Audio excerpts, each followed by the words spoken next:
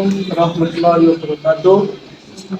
Kami di sini akan menjelaskan mengenai non-probability sampling.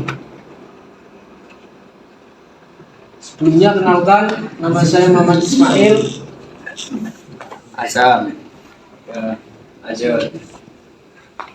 Oke, kita mulai dengan penjelasannya.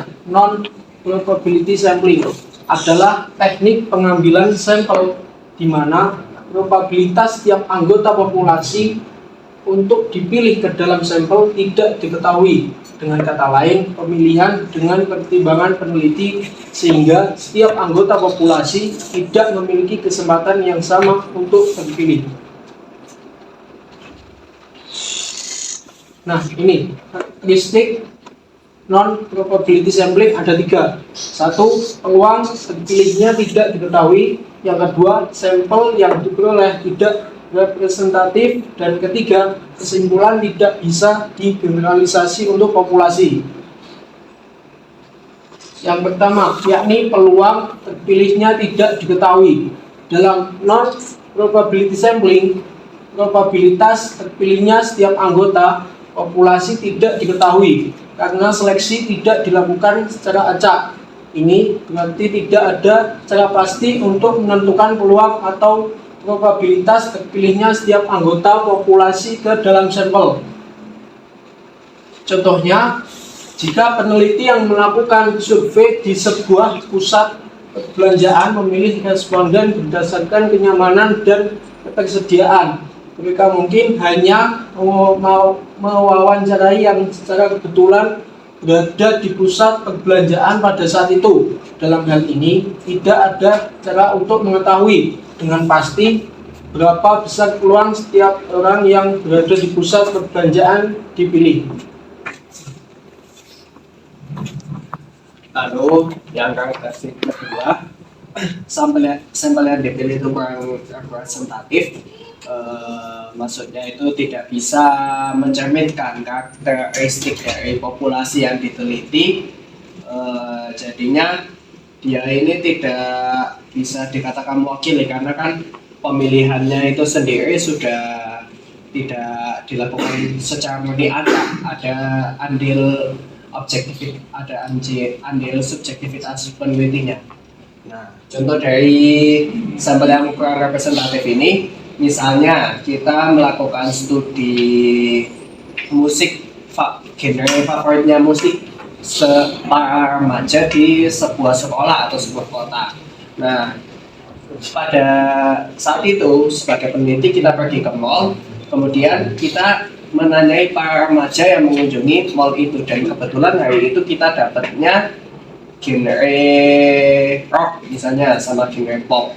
Sedangkan itu yang datang pada hari-hari lain bisa juga kan ada yang suka genre yang lain juga, dan kita cuma meneliti satu hari itu sehingga dia tidak bisa mengatakan mewakili remaja di kota itu karena tidak semua remaja di kota itu pada hari itu datang ke mall itu. Lalu karakteristik yang ketiga, kesimpulannya tidak bisa digeneralisasi. Maksudnya ketika hasil sudah didapat, ini berarti tidak bisa disimpulkan dari hasilnya, tidak bisa disimpulkan langsung, oh itu berarti remaja di kota A itu sukanya genre musik ini, genre musik rock, genre musik pop, atau genre musik jazz atau yang lainnya. Karena kembali ke yang pertama dan yang kedua tadi, sampelnya itu tidak representatif dan tidak semua sampel itu sama peluang dipilihnya. Jadinya dia tidak mencakup semuanya gitu, tidak bisa mewakili semua sampel.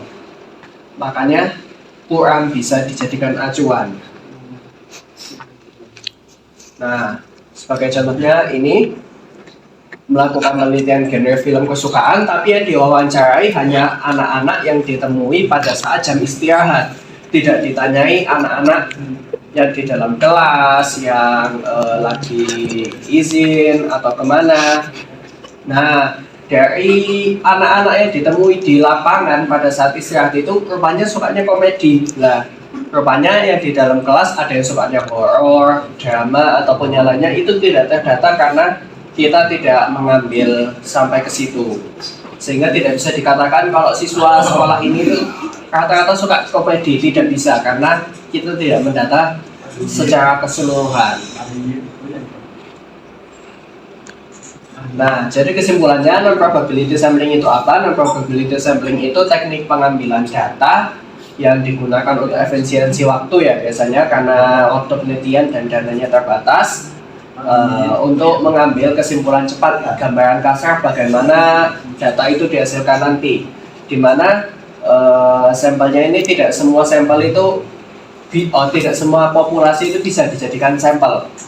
Dan oleh karena itu, meskipun metode ini informasinya berharga, harus diteliti lagi, harus dicermati lagi supaya bisa didapatkan data yang lebih akurat dan dia tidak bisa dianggap mewakili keseluruhan populasi.